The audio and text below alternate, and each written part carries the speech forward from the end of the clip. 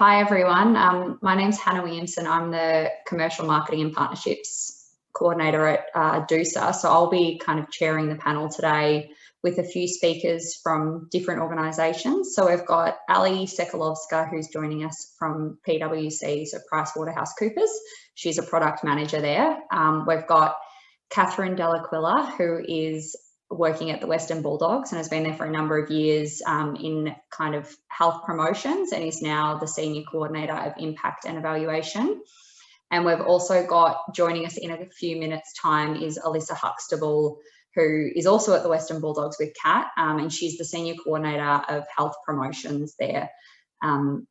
So today, I guess we're here to have a chat with you guys about how to get ready to enter the workforce.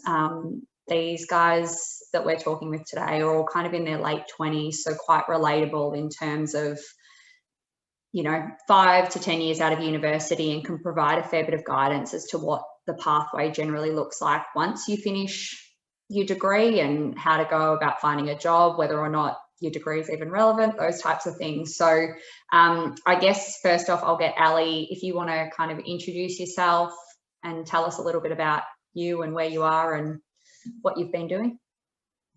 Yeah, sure. Thanks, Hannah. So, hey everyone, I'm Ali, as Hannah mentioned, and I am currently a product manager for a team called Product House at PricewaterhouseCoopers. I guess a little bit of background on me and where I studied and what I studied. I can begin with that. So I actually am an RMITer. I began studying, I think it was in 2012. So I graduated high school 2011 and started studying accounting in 2012.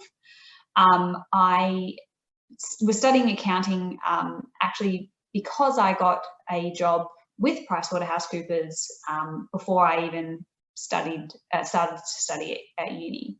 So I had a bit of an interesting experience in that I was going to uni with an idea of already what I needed to study and what qualifications I needed to get in order to continue my employment at PwC. And part of my uni experience wasn't your typical going to O Week, spending a few days having contact hours at uni.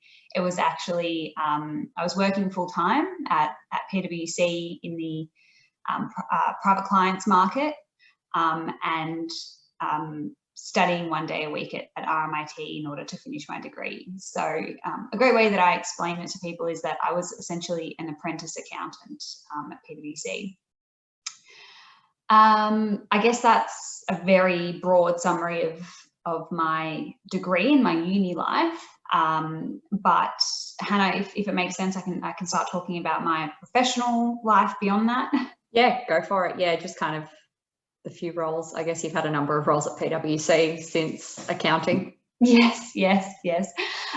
So yeah, I spent 4 years at uni finishing my degree, and once I finished, I actually discovered that accounting wasn't for me. So I had a bit of a panic moment and thought I'd wasted a whole bunch of years of my life studying something that I didn't want to do and didn't want to continue doing. And yeah, I guess I needed to reevaluate where I wanted to go and where I saw myself moving forward. And it was actually by chance that I ended up in a different role, still within PwC, but I ended up finding a different opportunity in the technology space. And basically what that role was, it was as a business analyst for product development. So PwC was developing these tools that were either going to be used out in the market for clients, or was going to be built for our clients to use. And yeah, my role was to essentially assess, the business requirements around these products that they wanted to develop, and make sure that they were, there was a good product market fit for our teams and also for our clients. And I absolutely loved it. So it was totally by chance. I didn't ever think I was going to end up in technology, but yeah, I found a little pocket which kind of worked well with my accounting and my consulting background, and also gave me a bit of a taste into the product development space, which was, I guess, exciting because obviously everything that we do now revolves around technology and seeing how we can get better at using it and building it. So yeah, after a few years doing some BA work, I then found myself in product management, which is essentially owning a product and working with stakeholders to build that product and make sure that it's what they want and what they need. So yeah, I've been doing that for a few years now, and I'm really enjoying it.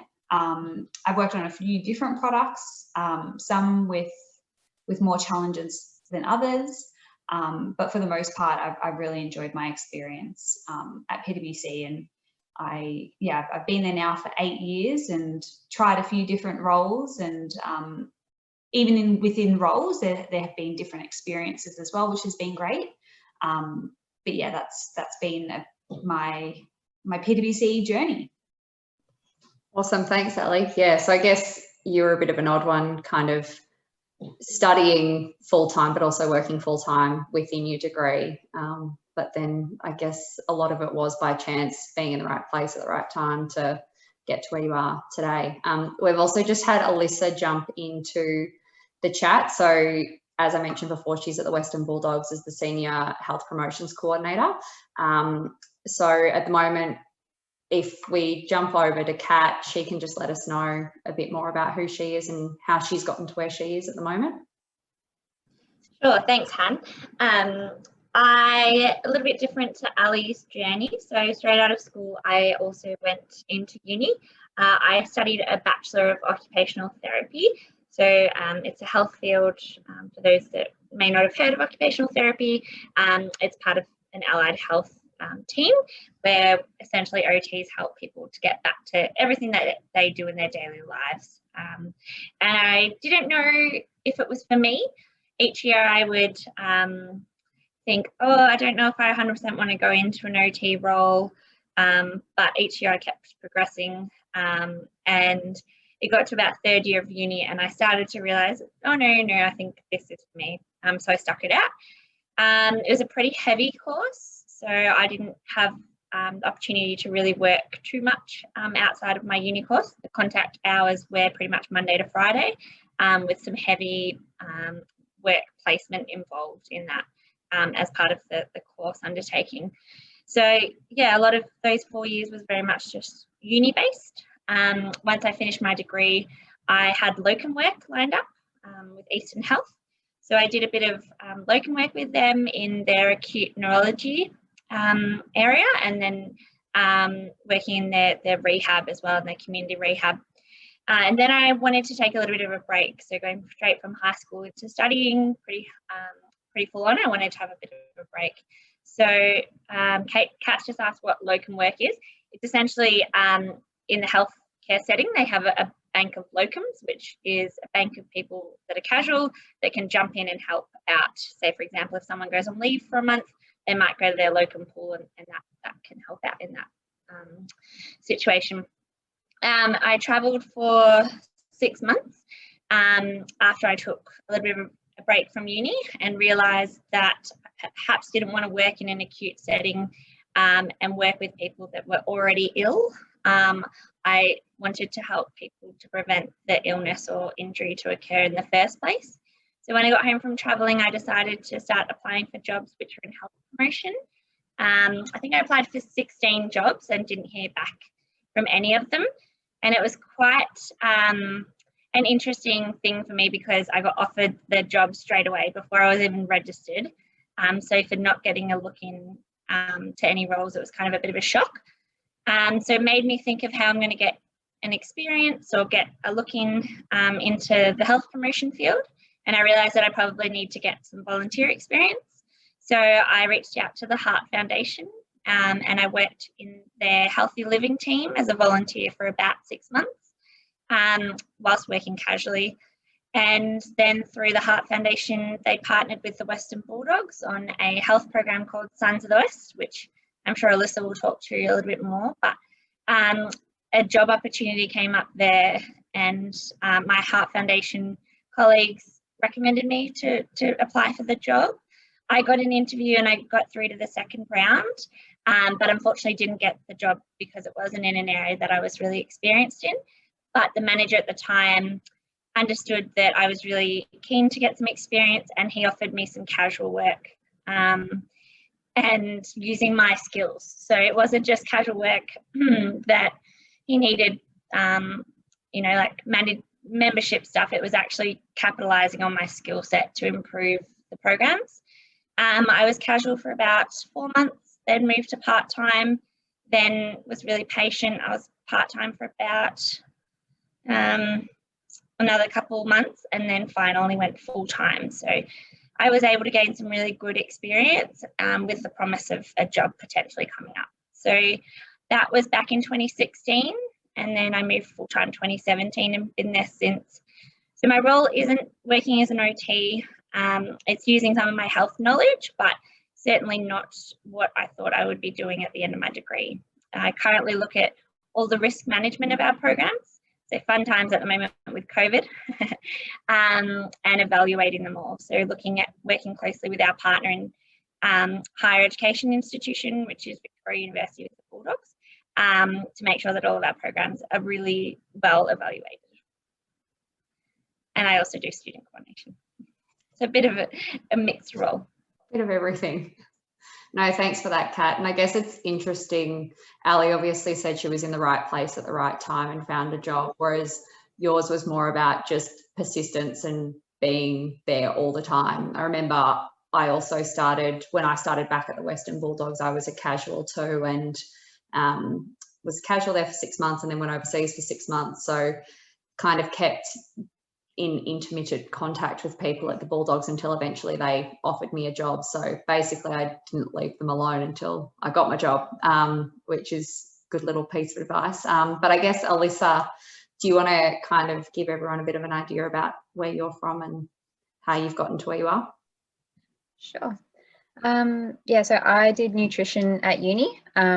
I also went straight from high school into uni. My grand plan was to be a sports dietitian for the Carlton Football Club. And then I got into the first lecture theatre with 200 or 300 other skinny girls, and they asked how many people want to be a sports dietitian, and I think all of them put their hands up and they said, great, well, there's like 30 jobs really out there full-time in Australia, so good luck to you. But then further than that, within my degree, I discovered I actually liked the more like theory and the more like overarching why people make their decisions about health more so than the biochemistry side of things. So I started picking a few more electives that pushed me towards the prevention side of things. And yeah, I ended up majoring in, so my degree ended up being food and nutrition, majoring in health promotion. And yeah, I loved that. And then after uni, I think I applied for about 40 jobs, all health promotion jobs as well, Kat. And I got 3 interviews and offered 2 jobs. One of them, which I was incredibly lucky, I know a lot of people really struggled to even get to that point. The job that I chose was working with homeless young people in Geelong. So young people that had left home because it wasn't safe. And were in crisis accommodation or getting support for finding a safe place to live. They hired me as a specialist, so I didn't have a team of other people that knew the kind of things that I knew. I was responsible for making sure that young people were given the opportunity and the skills that they might not have learnt from home to make sure that they could look after themselves and look after their health and well-being. So it was very much tertiary prevention. So things were already bad, but I was trying to prevent it getting worse, or trying to prevent health getting in the way of messing up things for them later down the track. Loved that job, did that for 2 years, and was in a great team, and yeah, was really supported, even though I felt like I was a bit of an imposter. I was this fresh out of uni, licking the P plates, putting them on the car to drive anywhere kind of, yeah, fresh specialist. But I was so supported and yeah, felt great in that job. Although morally for me, I struggled to see the same young people keep coming back through. So we were funded to have them for 6 weeks at a time. And quite often we'd place them in a safer place, but then life would happen, and they would go back through a similar system. So, and then they'd come back to us in crisis again. For me, I found that really hard to work through, given I'd put all this work in to try and prevent that happening, and then the system and education was failing them, or their parents' relationships, the stuff that I couldn't control or couldn't help them control, was really frustrating. So I wanted to affect change at a higher level. So I started applying for other jobs at more a primary prevention stage. And I actually really struggled to find work even when I had experience in that space. I found that other people either had even more experience than me, or they had more relevant experience than me, or they had a degree that said, like straight off the bat, it was health promotion degree, whereas mine was nutrition majoring in health promotion. So there was a bit of an assumption that my degree was a bit less health promotion-y. So I went back and did a honours of public health and health promotion. But at the exact same time that I was accepted to do my honours, I was also successful in getting an interview for the Western Bulldogs job, which in the end I came second to as well, just like Kat. But luckily for me, a few months later, the manager contacted me to say, look, we're looking for someone for this role. Would you please apply for that? And I was successful in that role. So yeah, now I am affecting change at a higher level. I'm running the Sons of the West and Daughters of the West health programs alongside Kat. And yeah, we engage with hundreds of community members and yeah, sort of help them build social connection so that they've got a group of friends that are also interested in looking after their health and wellbeing. And we run education on different health topics and provide some physical activity as well. So that's me and how I got to where I am. You in a nutshell. No, that's great. Thanks, Liz. I guess it's quite obvious that once you finish university, it isn't all smooth sailing. It's not that, you get your degree and you get a job straight away. I think everyone that's kind of gone into the workforce has, applied for hundreds of jobs over kind of the 10 years that we've all been in the workforce and been knocked back a number of times. And often it's not even getting knocked back. It's just not even getting an email to tell you that you've been knocked back. It's wondering, I wonder whatever happened with that job, or what about that one? So, and I guess in that case, it really is important. I guess the girls will all speak about that networking is really important to try and, once you've got your foot in the door, to network, and that will bring further opportunities. Like Alyssa and Kat had both said, they had interviewed and both come second, but in keeping in touch with the staff member that had interviewed them, it kind of resulted in jobs eventually. And I know for me, it also has resulted in jobs eventually if you kind of keep in contact with people, even if it's, 4 or 5 years down the track, you give them a call. People are always willing to help out if they know you're a good worker or good student or good operator. And I guess the same goes for keeping in touch with your lecturers and tutorers at uni, who often have really good opportunities to, or know about opportunities within the industry. Yeah, so enough from me, but I guess another part of this was just some words of wisdom before we have a bit of question time. So might jump to Kat, if that works, if you've got any words of wisdom about, were you involved with uni clubs, or were you involved with volunteering activities? What would you kind of say are the best things to do at uni before you go out and try and get a job? Yeah. So I went to Monash, and Monash has quite a few campuses, just like Deakin. I went to Monash Peninsula, which is a little bit smaller. We did have a uni club that was a social club, and we also had a club for the health and more like health fields, because it was generally health fields down there, and then a club for the specific OTs. So there was a lot of clubs. I joined them all in the first couple of years. Went to some like great social things, like some parties, boat parties, on-campus parties, all those type of things, which was good fun. It was really good in that regard because I got to meet people from other disciplines who I'm actually still pretty good friends with. So I'm friends with a few paramedics and a few physios that also were on campus, which was really good from that into kind of disciplinary networking type thing. I think the biggest thing for me is if you are looking to get into a specific field and you know that you're really, really passionate, is actually seeking some volunteer work in that field. And it can be outside of uni or it could be through uni.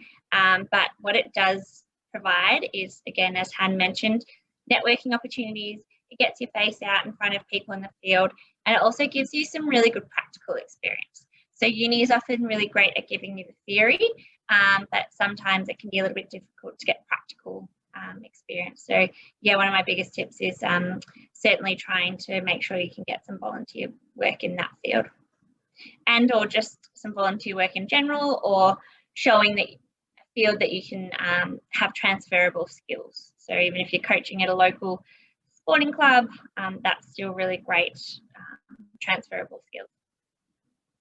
And the other thing is probably just from my personal experience is that persistence and not giving up. I certainly could have given up in the health promotion field because I had pathways and opportunities to get back into being an OT, a clinical OT, and that could have been, you know, just the easy option. But that perseverance and patience is also really, really important. No, that's great. Thanks, Kat. I guess, Ali, do you want to spread your words of wisdom as well, I guess? Yeah, absolutely. So I 100% agree with Kat in terms of finding opportunities to volunteer. It's great for networking, and it's also great to upskill as well. Sometimes I know it can, you know, feel a little bit painful having to balance uni and then also a job, because, you know, you need a way of actually surviving.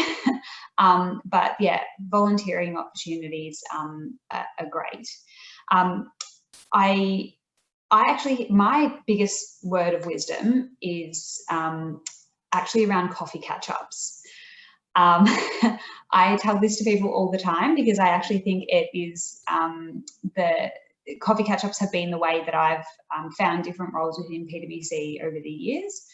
A lot of my colleagues at PwC say that I am the biggest social butterfly that they've ever met, and I could sell ice to an Eskimo basically with the amount that I talk. But I think that this all started when I actually began my career at PwC, and somebody gave me a word of wisdom, and that was to, whenever somebody offers you a coffee catch-up, regardless of whether you're thirsty or whether you drink coffee, always say yes, provided you obviously don't have any meetings or anything that collide with this time.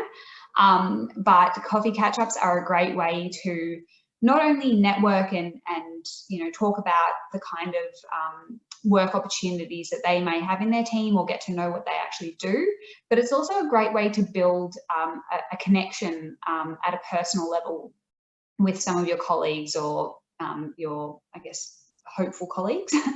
So I don't drink coffee. I actually hate even the smell of coffee, but every time somebody says, hey, do you want to go downstairs for a coffee, I'm always the first person to say yes and tag along.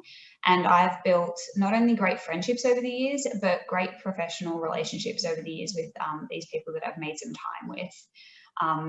Yeah, networking is absolutely key to all of my moves throughout PwC.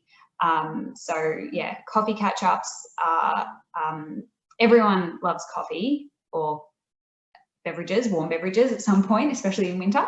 So yeah, if you can set some up yourself, or if somebody is offered to take you downstairs for coffee, take it, do it. It's a great way to build those relationships.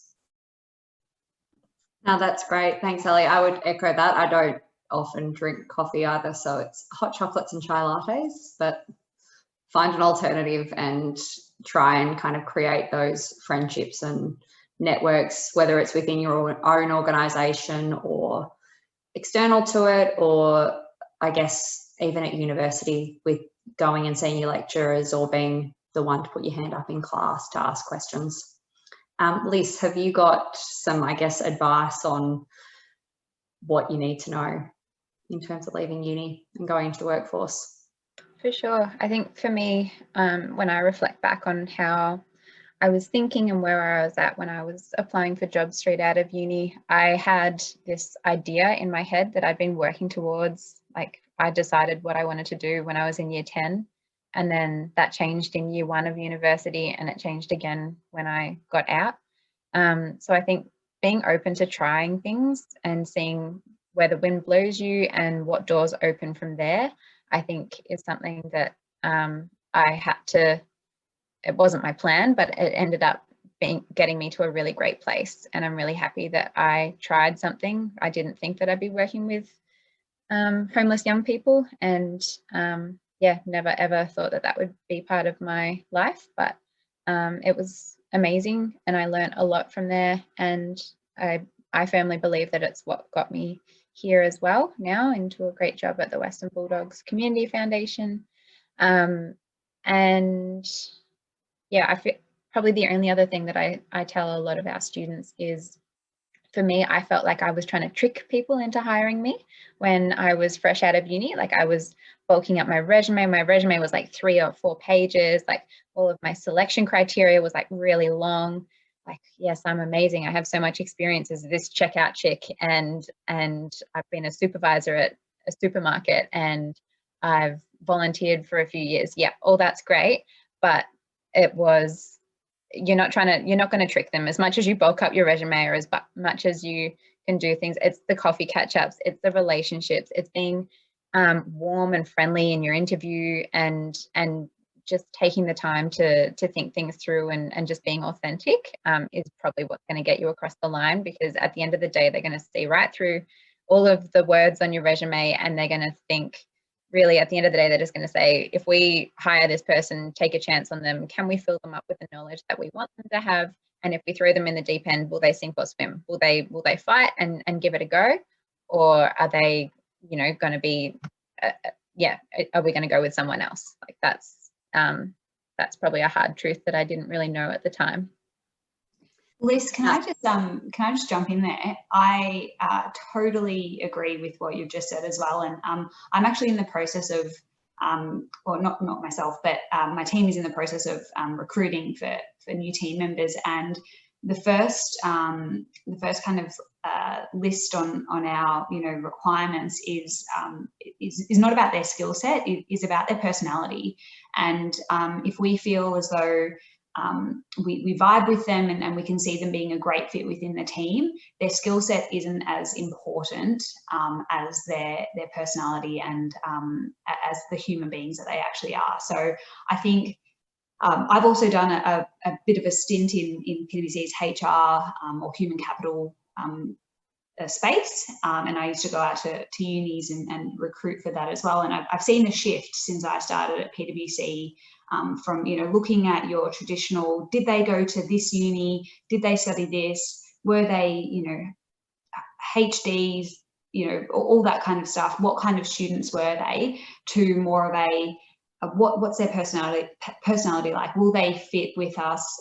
Will they be able to collaborate with us, or are they more introverted, shy? We're definitely talking more to the personable side of things these days, I think. So I really hope that other organisations or firms are doing that, because it's definitely made a difference, I think, to even people working with others these days. It's more exciting to know that you've got a great human being working beside you, not just a textbook. No, I definitely echo that, Ali. I know when I've been searching for, casuals or staff that we're hiring as well, it's very much like, how will this person fit in with our team? Like, will they mesh?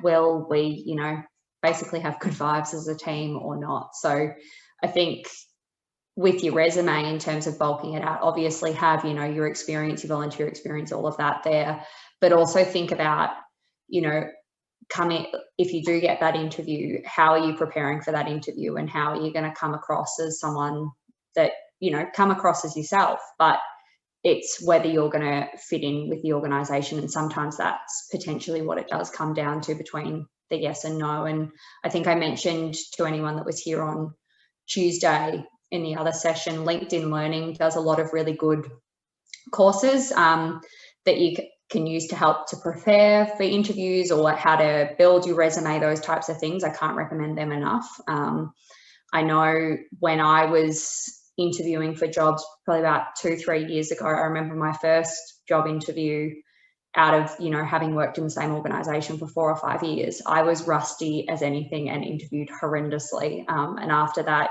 kind of went off and basically like wrote down all the like questions that a HR manager would ask me, wrote down all my answers and rehearsed over and over again until like my next interview, I was much more comfortable and actually walked out feeling like, okay, like I didn't nail it, but like that was a lot better than the most recent time. So I guess as well, if you do get that interview, practice, like it really does help to make you feel more confident rather than kind of a deer in headlights at your interview. But I guess now we've just got a bit of time for questions if anyone has any. Hello, yes, quickly, Ali, I love the bookshelves. I've been a huge bookworm. I'm like, oh my gosh, they're beautiful. And her antlers on her head. I know, it works perfectly. So my question is, I was studying a Bachelor of Arts in Anthropology and Children's Literature, and also working part-time in childcare, which was really exhausting, just mentally and physically. How did you do it, working full-time and studying as well? Because I struggled even just trying to find downtime. Like I was studying up until 10:30, 11 at night to get assignments done. Like, how did you do that? Hey, Kat, thank you. First off, I should probably admit that these unfortunately aren't my bookshelves. They belong technically to my parents, but I do often steal this room because it is my favourite room in the house, and I'm also a bookworm. So nice to meet you, fellow bookworm.